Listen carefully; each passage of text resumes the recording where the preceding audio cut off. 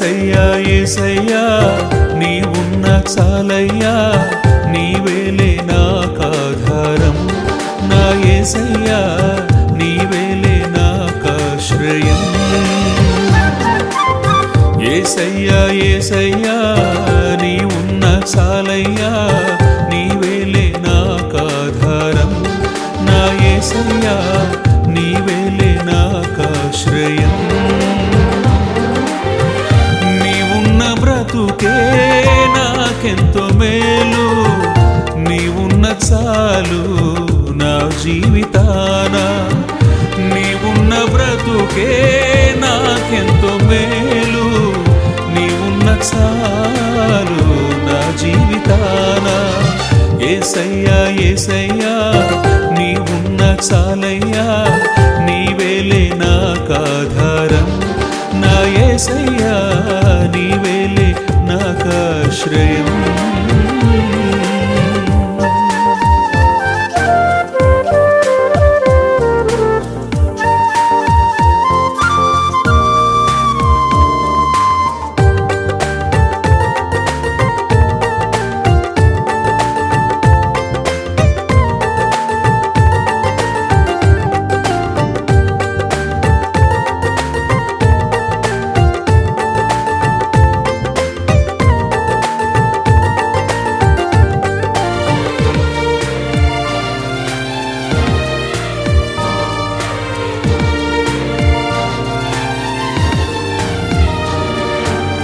లోకములోని నా వారందరూ నన్ను విడచితిరి నీ సన్నిధిలో.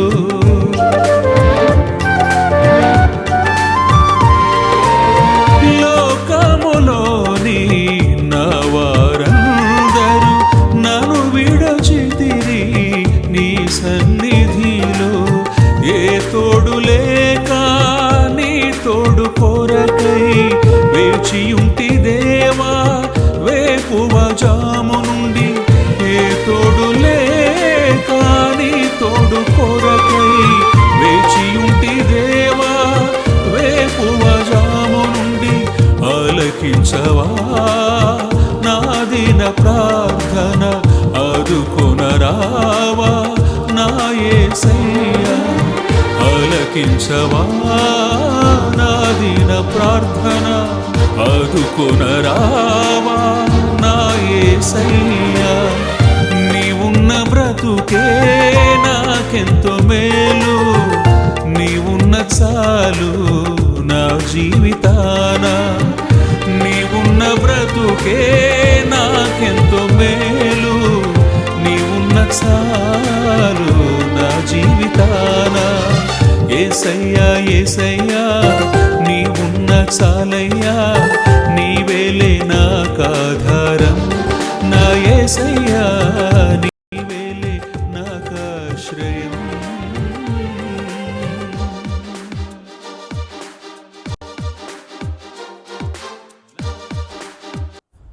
Praise the lord.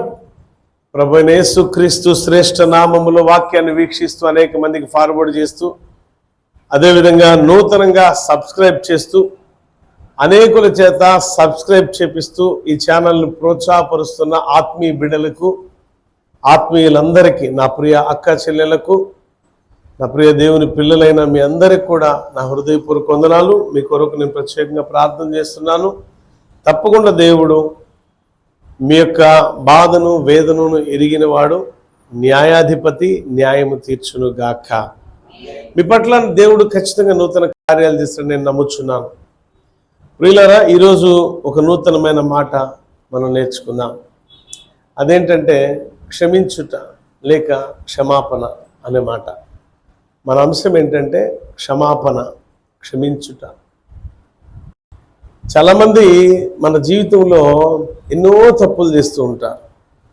మనం చేసే తప్పులు ఎప్పుడు మనకి జ్ఞాపకమునకు రావు, కానీ ఎదుటివాడు మన పట్ల చేసే తప్పులు మాత్రం పదే పదే జ్ఞాపకం చేసుకొని వాళ్ళ మీద ఈర్ష్యతోనో ద్వేషంతోనో పగతోనో రగిలిపోతూ ఉంటాం.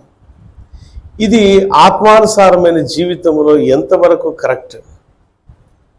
క్షమాపణ లేకపోతే, ఎదుటివాడిని మనం క్షమించలేని మనసు మనకు ఉన్నది అంటే దేవుడు కూడా మనల్ని క్షమించలేడు. మనకి క్షమాగుణం మనకు లేదు, దేవుణ్ణి క్షమించమని మనం అడగలేము, అడిగినా క్షమించాడు. ఇది వాక్యం. ఎవరి పట్లన్నా నేనేమన్నా తప్పు చేస్తే నన్ను క్షమించండి, మీ కాళ్ళు పట్టుకుంటాను, మీ చేతులు పట్టుకుంటాను అంటారు. ఉట్టిదే, దొంగలు. ఎవరు పట్టుకోరు, ఎవరు క్షమాపణ డైరెక్ట్గా వెళ్ళి అడగరు. క్షమాపణ ఎలా ఉండాలా? మనం ఎవరి పట్లయితే తప్పు చేస్తామో ఆ వ్యక్తి దగ్గరికి వెళ్ళి, అయ్యా నీ పట్ల నేను తెలుసో తెలియకో, అమ్మా నీ పట్ల నేను తెలుసో తెలియకో ఆత్మీయ జీవితంలో ఉంటూ యేసుక్రీస్తు నమ్మి క్రీస్తు సాక్షిగా బ్రతుకుతున్న నేను నీకు వ్యతిరేకంగా నీ మనస్సును లేక నీ హృదయాన్ని గాయపరిచే రీతిలో నేను మాట్లాడాను, నన్ను క్షమించు. నిన్నేదైనా గాయపరిస్తే నన్ను క్షమించు, నన్ను మన్నించు అని డైరెక్ట్గా ఫేస్ టు ఫేస్ మనం వెళ్ళిపోయి క్షమాపణ కోరుకోవాలి. సేమ్ అదేవిధంగా ఎవరైనా మన పట్ల తప్పు చేసి డైరెక్ట్గా మన దగ్గరకు వచ్చి, అయ్యా నీ పట్ల, అమ్మా నీ పట్ల నేను తప్పు చేశాను, నన్ను క్షమించు అంటే మనం క్షమించే గుణం మనలో ఉండాలి. ఇది ఆత్మీయులకు తగినది. లోకానుసారమైన వ్యక్తులు వేరు, శరీర సంబంధులు వేరు.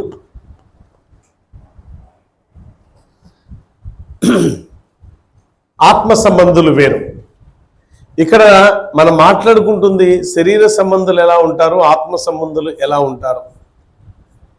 మన జీవితంలో మనం చూస్తే సుమారు ఒక మనిషి బ్రతుకు కాలం 70 సంవత్సరాలు, అధిక ఆయుష్ కాలం ఉంటే 80 సంవత్సరాలు బైబిల్ చెప్తుంది. బాగుంది. యేసు ప్రభు వారిని శిష్యుడైనటువంటి పేతురు అడుగుతాడు, అయ్యా నేను ఒక మనిషిని ఎన్నిసార్లు క్షమించాలి?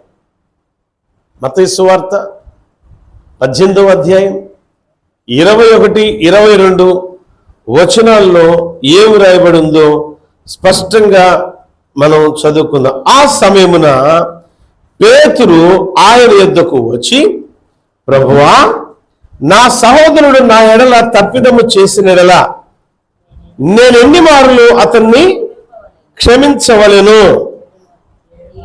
7 మార్లు మట్టుక అని అడిగాను. అందుకు యేసు అతనితో ఇట్లనెను, 7 మార్ల మట్టుకే కాదు 70 ఏళ్ల మార్ల మట్టుకు అన్నాడు. దేవునికి స్తోత్రం, హల్లెలూయా. చాలా మంది అనుకుంటారు ఈ మాటను ఇంకొక తప్పు అర్థంగా మాట్లాడుకుంటారు. ఏంటది అని అంటే, అయ్యా 7 మార్లు మాట కాదు నాయన, 70 సార్లైనా క్షమించాలి అని. 70 సార్లు కాదు ఇక్కడ అంది, 70 సంవత్సరాలైనా క్షమించాలి. అంటే మనుషుని యొక్క ఆయుష్ కాలం ఎంత? 70 సంవత్సరాలు. అంటే నువ్వు పుట్టినది మొదలుకొని ప్రభు పిలుపు అందుకునేంత వరకు క్షమాగుణము మనిషిలో ఉండాలా ఆత్మీయానుసారమైన జీవితంలో.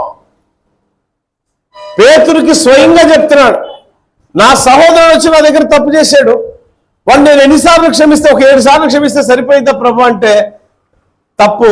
పేతురు 7 సార్లు కాదు నాయన, 70 సంవత్సరాలు నువ్వు క్షమిస్తూనే ఉండాలి వాడిని. అరే 70 ఏళ్ళు క్షమించడం అంటే మాటలా? అంటే ఆయన జీవితం అయిపోతుంది. దేవుడు మనకిచ్చిన ఆయుష్ కాలం అంతా కూడా ఎదుటి వారి పట్ల క్షమాగుణం కలిగి ఉండాలి. ఈ క్షమాగుణము మనల్ని ఎక్కడికి తీసుకెళ్ళిద్దంటే యేసయ్యతో సహవాసం చేసే వారిగా తీసుకుపోతుంది. యేసయ్యతో మనం సహవాసం చేస్తే ఎక్కడుంటామంటే నిత్య రాజ్యములో వారసులుగా, వారసురాలుగా నిత్యానందం పొందుకుంటూ ఉంటాం. అక్కడ ఏడుపైనా కన్నీళ్ళైనా ఉండనే ఉండవు, బాధలు దుఃఖాలు శ్రమలు ఉండనే ఉండవు, రోగాలు ఇబ్బందికరమైన పరిస్థితులు ఉండనే ఉండవు. ఆ ప్రాంతంలో కరెంటుతో పని లేదు, ఆ ప్రాంతంలో ఏసీతో పని లేదు, ఫ్యానులతో పనే లేదు. ఆహ్లాదకరమైన ఆరోగ్యకరమైన వాతావరణం, తండ్రి అయిన దేవుని ముఖకాంతియే ఆ పట్టణానికి వెలుగు, కరెంటు, పవర్. దేవుడే ఆ యొక్క ఆ రాజ్యం మొత్తానికి కూడా వెలుగు. అలాంటి పరలోక రాజ్యంలో నువ్వు నేను బ్రతికి ఉండాలి అంటే, యుగ యుగాలు దేవునితో సహవాసం మనం చేయాలంటే, చాలా మంది జ్ఞాపకం చేసుకోవాల్సింది ఆత్మీయ జీవితంలో విశ్వాసులుగా ఉంటున్నవారు చాలా మందికి తెలియనిది ఏంటంటే క్షమాగుణం కలిగి మనం ఉండాలి. యేసు ప్రభువారు ఒక మాట అంటాడు. యేసు ప్రభువారు ఆయన సిలువలో నలిగిపోతూ కొరడా దెబ్బలు తిన్నాడు. సిలువను భారమైన ఆ సిలువ మోసుకుంటూ కపాలం అనే స్థలం లేక కల్వరి కొండకు ఆయన చేరుకున్నాడు. మధ్యలో ప్రియులారా ఎన్నో రకాల దెబ్బలు తిన్నాడు, ఎన్నో రకాల అవమానాలకు గురయ్యాడు, ఉమ్మివేయబడ్డాడు, హేళనగా మారిపోయాడు. అలాంటి పరిస్థితులన్నీ కూడా భరించి భరించి సహించి సహించి యేసయ్య కల్వరి కొండ మీదకి వెళ్ళిన తర్వాత జరిగింది ఏంటంటే భయంకరమైన దేశద్రోహులకు విధించే సిలువ శిక్ష. సిలువ సామాన్యమైన వ్యక్తులకు, చిన్న చిన్న నేరాలు చేసిన వాళ్ళకి సిలువ శిక్ష వేయరు. సిలువ శిక్ష ఎవరికి వేస్తారు అని అంటే దేశద్రోహులకు సిలువ శిక్ష వేస్తారు. భయంకరమైన నేరాలు చేసిన వారికి సిలువ మరణం. అలాంటి మరణం అంటే భయంకరమైన పాపం చేసిన వారికి సిలువ మరణం.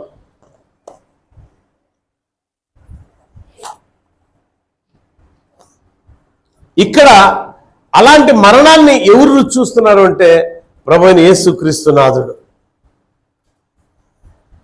కల్వరి కొండ మీదకి వెళ్ళిన తర్వాత ఆ సిలువ మ్రాను మీద ఆయన పడుకోబెట్టి ఆ మేకులు దిగకొట్టి ఆ సిలువను అలా లేపినప్పుడు ఆ సిలువలో మొట్టమొదట ఆయన పలికిన మాట, తండ్రి వీరేమి చేయుచున్నారో వీరు ఎరుగరు కనుక వీరిని క్షమించండి. అంటే అక్కడ చేస్తున్న సైనికులు, అక్కడున్న ప్రజలు ఏ విధమైనటువంటి నేరారోపణ చేసి ఏ విధంగా అసహించుకున్నారో, ఏ విధంగా హేళన చేశారో, ఏ విధంగా ఉమ్మివేశారో, ఏ విధంగా మాట్లాడారో, ఏ విధంగా పిడిగుద్దులు గుద్దారో అవన్నిటినీ వీడు గుద్దాడు కాబట్టి వీడిని శిక్షించు ప్రభువా, శిక్షించు తండ్రి అనల్లా. వీరు అసలు వీరు అంటే అక్కడున్న ప్రజలందరూ కూడా వీళ్ళు ఏం చేస్తున్నారో వీరికి తెలియలేదు కాబట్టి, అంటే ఆత్మానుసారమైన విలువ, ఆత్మానుసారమైన జ్ఞానం, ఆత్మానుసారమైన జీవితంలో వారు లేరు కాబట్టి, పాపములో ఉన్నారు కాబట్టి, ప్రభువా తండ్రి క్షమించు అని అడుగుతున్నారు. తండ్రి అయిన దేవుని యేసు ప్రభువా, మనం కూడా ఆత్మీయ జీవితంలో లోకానుసారంగా ఉన్న వ్యక్తులు లేదా మన సహోదరి సహోదరులు మన పట్ల తెలుసో తెలియకు కొన్ని మాటలు తొందరపడి మాట్లాడతారు, లేదా కొన్ని క్రియలు మన ముందు కావాలని చేస్తారు. అవి మనకు ఇబ్బందికరంగా ఉంటాయి. మాటల వల్ల కానీ, చేతల వల్ల కానీ, చూపుల ద్వారా కానీ కొన్ని ఎదుటి వాళ్ళకి బాధను, బాగా విపరీతమైన బాధను కలుగు చేస్తూ ఉంటాయి.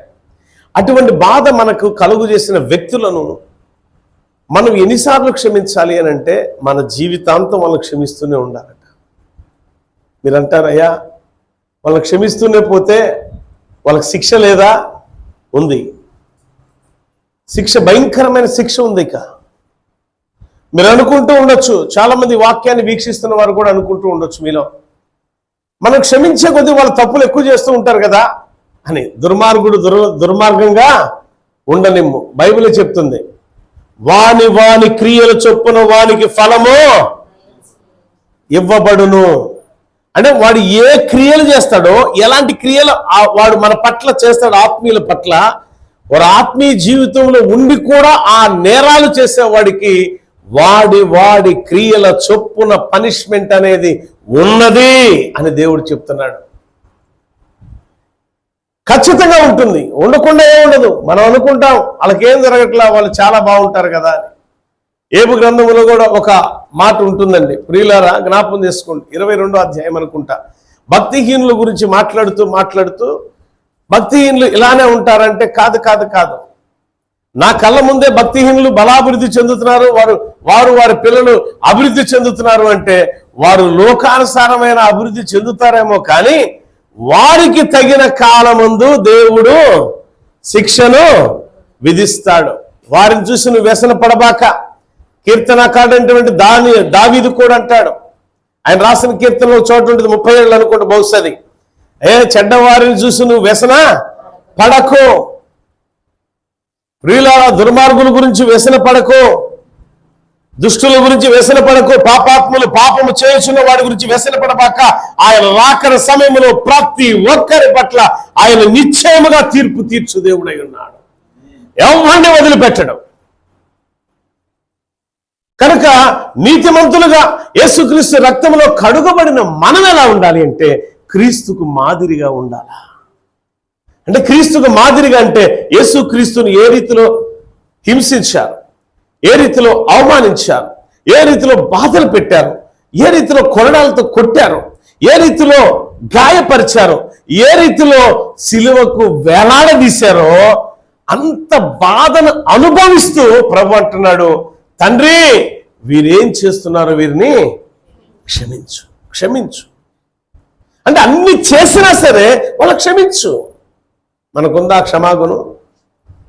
ఆ క్షమాగుణం మనలో ఉంటే ఎట్లుంటుందో తెలుసా? నేను చెప్తున్నా ఖచ్చితంగా, రాజులైన యాజకులుగా ఉంటాం. దానికి చిన్న ఉదాహరణ, దానికి బైబిల్లోనే చిన్న ఉపమానకరమైన ఒక చిన్న ఉదాహరణ చెప్తా. ఆది కాండములో యేసేపు తన సహోదరులు యేసేపు దగ్గరకు వచ్చి క్షమాపణ కోరతారు. అయ్యా, నీ పట్ల తెలుసో తెలియకో చాలా దారుణం చేశాం మేము, మమ్మల్ని క్షమించు. చూడండి ఒకసారి ఆది కాండము, ఆ మాట ఎంత బాగా ఉంటుంది. 50వ అధ్యాయము 17వ వచనం.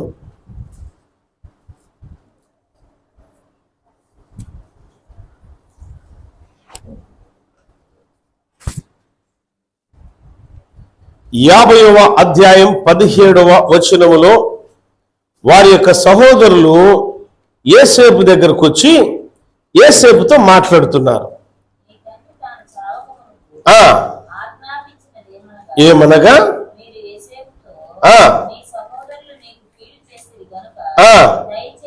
దయచేసి, చూడండి ఇక్కడ, దయచేసి వారి అపరాధమును వారి పాపమును క్షమించమని అతనితో చెప్పుడనెను. కాబట్టి దయచేసి నీ తండ్రి దేవుని దాసుల అపరాధము క్షమించమనిరి. వారు యేసేపుతో ఇలాగూ మాట్లాడుచుండగా అతడు ఏడ్చెను. దేవునికి స్తోత్రం, హల్లెలూయా. ఏం చేశాడు తెలుసా ప్రియులరా? అన్నదమ్ములు గాయపరిచారు, అన్నదమ్ములు నిందించారు, అన్నదమ్ములు అసహ్యంగా మాట్లాడారు, హేళన చేశారు, నవ్వుకున్నారు వాడిని చూసి. ఎవడరా వీడు, మాకంటే చిన్నోడు, ఏ అనుభవాలు లేవు, కానీ వీడి దగ్గర మనం అనుకునే లోకానుసారమైన కొన్ని మాటలు ఉంటాయి ఇళ్లలో. వీడి దగ్గర బలి ఎచ్చులు ఉండేరు కదా, నాన్న వీడి చిన్నోడని ప్రేమిస్తుంటే రంగురంగుల వస్త్రాలు వేసుకొని మన ముందే ఫోజులు కొడుతున్నాడు రోయ్ రానే. వాడు వస్తున్నాడు, పాప ఏం చేస్తున్నాడు? యేసేపు అన్నదమ్ములకు ఆహారం తీసుకొని వస్తున్నాడు. ఆహారం తీసుకొని వచ్చినోడిని కొట్టారు, చంపుదాం అనుకున్నారు.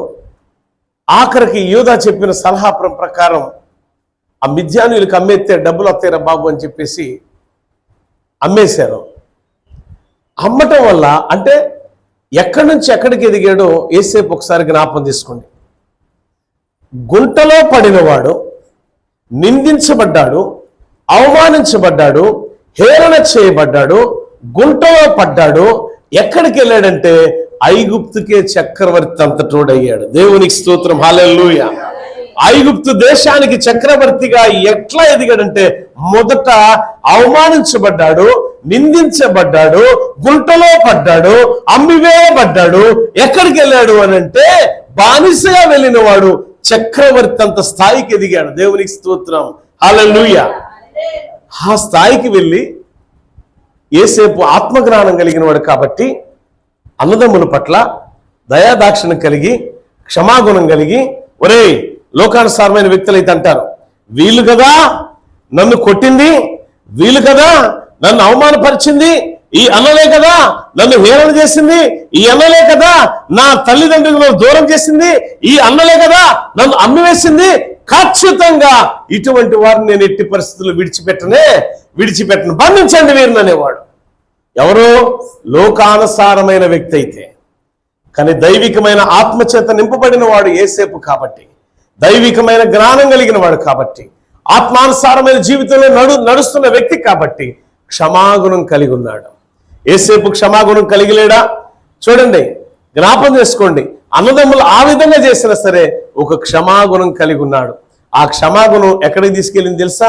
అలాంటి మంచి మనస్కుడు కాబట్టే, దేవుణ్ణి హత్తుకున్నాడు కాబట్టే ఎక్కడికి వెళ్ళాడు అని అంటే, అమ్మివేయబడిన ఏ దేశానికైతే దాసుడుగా పోయాడో అదే దేశాన్ని పాలించే చక్రవర్తి అయ్యాడు. దేవుని స్తోత్రం, హల్లెలూయా. నిన్ను కూడా నీ జీవితంలో చాలామంది నిన్ను అవమానించుండొచ్చు, చాలామంది హేళన చేసి ఉండొచ్చు. నీ స్థితిని బట్టి, నీ పరిస్థితులను బట్టి చాలామంది నేను అవమానకరంగా మాట్లాడి ఉండొచ్చు. యేసేపుని అవమానకరంగా మాట్లాడారు, యేసేపుని నిందించారు, యేసేపుని హేళన చేశారు, యేసేపుని అమ్మివేశారు. అమ్మివేయబడిన ఆ దేశానికి బానిసగా కొనిపోబడినాడు. ఐగుప్తు దేశానికి బానిసగా వెళ్ళాడు. అక్కడ కూడా అవమానాలు ఎదుర్కొన్నాడు, అక్కడ కూడా నిందలు మోసాడు, అక్కడ కూడా చెరసాలలో పడిపోయాడు. పడిపోయిన వాడు ఎక్కడికి వెళ్ళాడంటే సింహాసనం మీదకి వెళ్ళి కూర్చున్నాడు. చప్పట్లు కూడా దేవుడు స్తుతిద్దాం. అంటే ఆత్మీయ జీవితంలో క్షమాగుణం కలిగి ఉండుట అనేది ఇక్కడ యేసేపును చూద్దాం. మొదట అన్నదమ్ములను క్షమించాడు, రెండవది పోతీఫరు భార్యను క్షమించాడు, మూడవది చక్రవర్తి తెలుసో తెలియకో నేరం వేసిన అతన్ని కూడా క్షమించాడు. అంటే క్షమిస్తూనే ఉన్నాడు తన జీవితంలో. ఎక్కడ వరకు అంటే తన లాస్ట్ బ్రీత్ వరకు కూడా, ఆఖరి శ్వాస విడిచేంత వరకు కూడా ఒక క్షమాగుణం కలిగాడు. కాబట్టి ఈ రోజు యేసేపు గురించి మనం మాట్లాడుతున్నాం. ప్రాణం పోయేంత వరకు క్షమాగుణం కలిగి ఉన్నాడు. క్రైస్తవ జీవితంలో జీవిస్తున్న మనకు క్షమాగుణం ఉన్నదా? నేను చెప్పాను, మనం క్షమిస్తున్నంత మాత్రాన ఎదుటివాడు పాపం చేసుకుంటూ పోతే వాడికి కూడా పనిష్మెంట్ దేవుడు ఇవ్వకుండా ఉండడు. ఉంది, వాని క్రియలు చొప్పున వానికి ఫలము ఇవ్వబడును. ఈ ఒక్క మాటే కాదు, హెబ్రీయులు రాసిన పత్రికలో 10వ అధ్యాయంలో ఒక అద్భుతమైన మాట చూడండి. దాని గురించి 26, 27 వచనాలు మనం చూసినట్లయితే, హెబ్రీయులకు రాసిన పత్రిక 10వ అధ్యాయం అక్కడ రాయబడింది 26, 27. ఒకసారి చూద్దామా ఏమి రాయబడింది అక్కడ?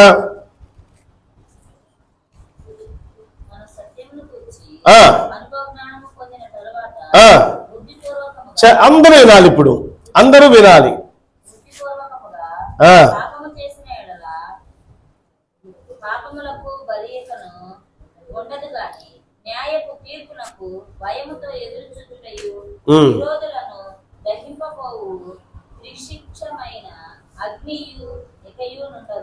ఆమేన్, హల్లెలూయా. మీకు చదివింది ఏమర్థమైంది నాకు తెలియదు. సత్యముల గురించిన అనుభవ జ్ఞానం మనం పొందుకున్న తర్వాత, అంటే ఆత్మీయ జీవితంలోకి అడుగు పెట్టిన తర్వాత, మీకు అర్థమయ్యే పరిభాషలో మాట్లాడుతున్నాను. ఆత్మీయ జీవితంలో అనుభవం పొందుకున్న తర్వాత, ఆత్మానుసారమైన జీవితంలోకి మార్పు చెంది వచ్చిన వ్యక్తి మరలా పాపము చేస్తే ఇక వాడికి శిక్ష తప్ప మరొకటి లేదు. కానీ మనమైతే క్షమాగుణం కలిగి ఉండాలి. దేవుడైతే వాడిని శిక్షించకుండా ఉండడు. ఇది సత్యం. మీరు అనుకోవచ్చు, అరే లోకంలో ఉన్న భక్తిహీనులు కోటాను కోట్లు సంపాదిస్తున్నారు అని. కోట్లు సంపాదించుకొని పరలోక రాజ్యాన్ని వాళ్ళు సంపాదించుకోలేరు. పేదరికాన్ని అనుభవిస్తున్నారు. ఇక్కడ దరిద్రంగా నువ్వు ఉన్నావు, దరిద్రాన్ని అనుభవించని, పేదరికాన్ని అనుభవించని, కూడు లేకపోయినా పర్వాలేదు, కానీ పరలోక రాజ్యంలో వారసత్వం లేకపోతే మనం ఉండలేము. దేవుని స్తోత్రం, హల్లెలూయా. ఇది ఆత్మానుసారంగా మనం నేర్చుకోవలసిన మాట. నాకు ఇల్లు సరిగ్గా లేదు, నా వాకిలు సరిగ్గా లేదు, అయ్యా నాకు డబ్బు లేదు, నాకు ఆస్తి లేదు, నాకు అంతస్తు లేదు, పరలోక రాజ్యానికి ఎందుకు పనికిరావు? మేడల మిద్దెలను కట్టుకున్న, ఉన్నతమైన పరిస్థితులను ఉన్న, కోటాను కోట్లు విలువైన వస్త్రాలు బంగారం అన్ని సంపాదించుకున్నా, ఆత్మానుసారమైన జీవితంలో మారు మనసు పశ్చాత్తాప హృదయము నీకు లేకపోతే పరలోక రాజ్యం ప్రాప్తించదు. ఇది వాక్యం. అందుకే ఆత్మానుసారంగా ఒకసారి నువ్వు రక్షించబడి క్రీస్తులోనికి వచ్చి మరలా ఆ పాపములో పడిపోతే ఏముందంటే, ఇక్కడ మరొకసారి మళ్ళీ ఆ మాట చదువుదాం మనం. 26వ వచనం జాగ్రత్తగా చదవాలి. బుద్ధిపూర్వకముగా అనే మాట దగ్గర నుంచి, బుద్ధిపూర్వకంగా పాపము చేసిన యెడల పాపమునకు బలి ఇక ఉండదు. దేవుని స్తోత్రం. హల్లెలూయా. నువ్వు చేసిన పాపానికి, నేను చేసిన పాపమునకు, లోకములో మనుషులు చేసిన పాపానికి బలి అర్పణగా క్రీస్తు ప్రభు వారు బలి అయిపోయారు. రక్షించబడ్డాం మనం. ఇప్పుడు రక్షణ కాపాడుకోకుండా రక్షణ నిర్లక్ష్యం చేస్తూ మన ఇష్టానుసారమైన జీవితంలో మనం ఉంటే, రక్షణ నిర్లక్ష్యం చేసి మరలా మన పూర్వస్థితిలోనికి మనం వెళ్ళిపోతే, మన పూర్వస్థితిలో ఏ పాపం చేసామో ఆ పాపమునకు రెట్టింపు పాపం మనం మరలా చేస్తూ ఉంటే మన పాపమునకు బలిదానం లేదు. అర్థం ఏంటి తెలుసా? శిక్ష తప్ప రక్షణ లేదు. నువ్వు ఒక్కసారి రక్షించబడి క్రీస్తు అనుభవంలోనికి నడిపించబడుతూ మరలా బుద్ధిపూర్వకంగా పాపం చేసేవనుకో, అంటే నీకు తెలిసే నువ్వు పాపం చేసేవనుకో, ఇది పాపం అని తెలిసి కూడా పాపం చేసేవనుకో, దేవుడు దండిస్తాడు, దేవుడు శిక్షిస్తాడు. ప్రియులారా, మీరు అనుకోవచ్చు, అయ్యా నేను తెలుసో తెలియకో నేను మరలా రక్షించబడి ఓ పాపం చేశాను, మరి ఇక నాకు విమోచన లేదా, ఇక నేను చచ్చిపోవాల్సిందేనా, నా బ్రతుకు అంధకారమేనా, నా బ్రతుకు నిత్య నరకాగ్ని పాలైపోవడమేనా అనుకుంటున్నారేమో. ఇంకొక మార్గం, ఇంకొక అవకాశం దేవుడు ఇచ్చాడు. ఏంటి తెలుసా? హృదయపూర్వకంగా మీరు చేసిన పాపాన్ని ఒప్పుకుంటే క్షమించబడతారు. దేవునికి స్తోత్రం. హల్లెలూయా. చూడండి, ఆ మాట కూడా నేను చెప్పి నేను ఇక ముగించేస్తాను. హృదయపూర్వకంగా మనం తప్పు చేశామా, దేవుడు ఖచ్చితంగా శిక్షను విధిస్తాడు. ఒకసారి చూద్దాం. గలతీయులకు రాసిన పత్రిక 6వ అధ్యాయం 8-9 ఒకసారి చూడండి.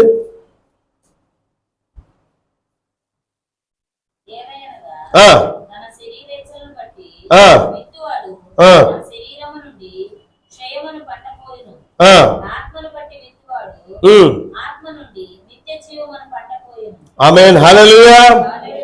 చూడండి, లూకా సువార్త 17వ అధ్యాయం 3-4 వచనాలు చదువుదాం.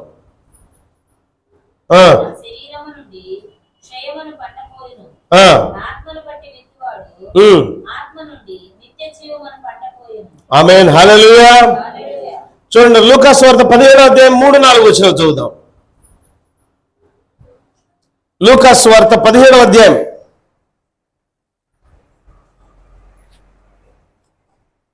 ఇక్కడ శరీరానుసారంగా విత్తువాడు శరీరానుసారమైన పంటకు వస్తాడు, ఆత్మానుసారముగా విత్తువాడు ఆత్మ ఫలాలను అనే పంటను కోస్తాడు. ఈ మాట చదువుకున్న బానే ఉంది.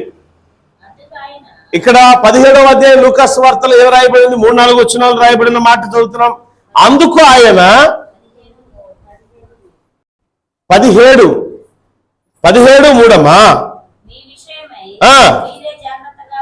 మీ విషయమై మీరే జాగ్రత్తగా ఉండుడి. నీ సహోదరుడు తప్పిదము చేసిన యెడల అతని గద్దించుము, అతడు మారు మనసు పొందిన యెడల ఏం చేయాలంట? అతడు మారు మనసు పొందిన యెడల ఏం చేయాలి? మనం క్షమించాలి. అంటే మారు మనసు పొందితే క్షమాపణ దొరికిద్ది. ఆ మారు మనసు లేదనుకు ఎన్నిసార్లు గద్దించినా లోబడిన వానికి హఠాత్తుగా ఎన్నిసార్లైనా గద్దించు, అస్సలు లోబడకపోతే వాడి సంగతి దేవుడు చూసేసుకుంటాడు. కానీ మనమైతే ఏం చేయాలరా? క్షమాగుణం కలిగి ఉండాలి. ఎన్నిసార్లు క్షమించాలా? ఎన్నిసార్లు? మన జీవితాంతం క్షమాగుణం కలిగి ఉండాలి. 70 ఏళ్ళైనా 70 సంవత్సరాలైనా ఒకటే. 70 సంవత్సరాల కాలం అంటే మనుషుని యొక్క ఆయుష్ కాలం అంతే.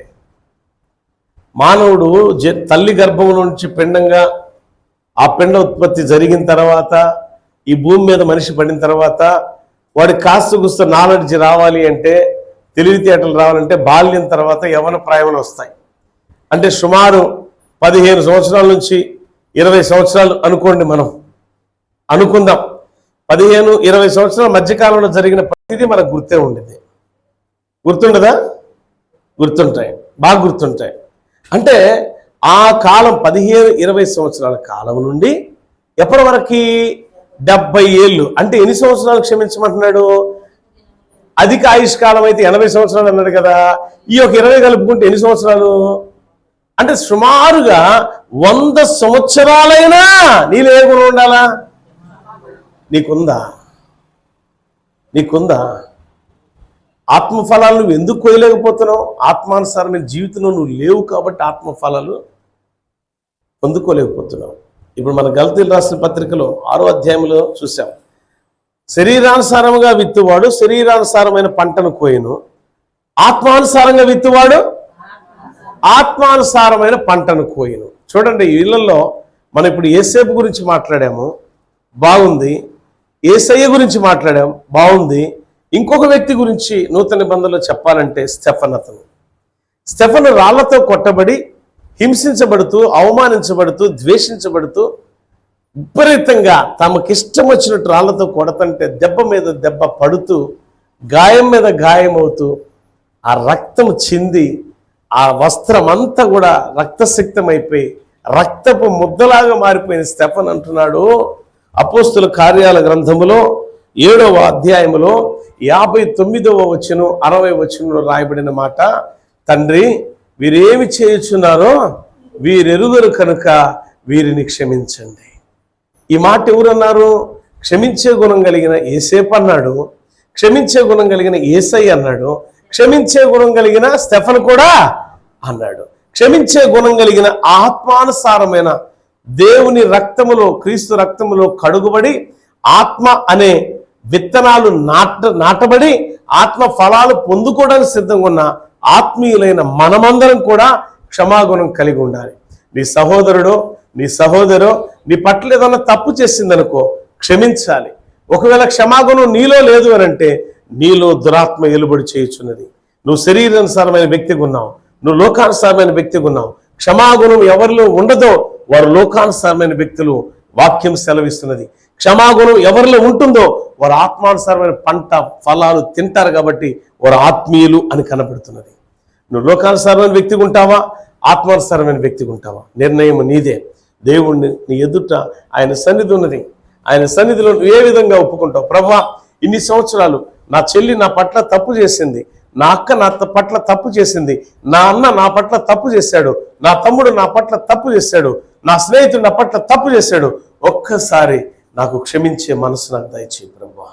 ఈ క్షమించే హృదయం ఎప్పుడు ఉండాలంటే 70 ఏళ్ళైనా సరే ఇలాంటి మనసు నేను కలిగి ఉండాలి. మనసులో ఏదో ఈర్ష్యలు, ద్వేషాలు, పగలు, ప్రతీకారాన్ని, శరీరానుసారమైన అలవాట్లు, శరీరానుసారమైన క్రియలు నాలో పెట్టుకొని దేవానికి స్తోత్రం తండ్రి నాకు ఆత్రం అని చెప్పి ప్రార్థన చేయుట కంటే క్షమాగుణం కలిగి నీ వైపు చూస్తూ ఆత్మానుసారంగా నడిచే ధన్యతను నాకు దయచేయమని మనందరం కూడా ప్రార్థన చేద్దాం. దేవుడి మాటలు దీవించుగాక. మీరు కూడా అలా ప్రార్థన చేయండి. ఆత్మానుసారమైన బుద్ధి, జ్ఞాన, వివేకాలు నాకు దయచేయి ప్రభువా. నాలో ఆత్మ లేక ఏం చేస్తున్నామంటే ఎవరు ఏదన్నా తప్పు చేస్తే వాళ్ళని క్షమించట్లా, మనసులో ఏదో పెట్టుకుంటున్నాం. ఎన్ని సంవత్సరాలు పెట్టుకుంటాం అట్లా?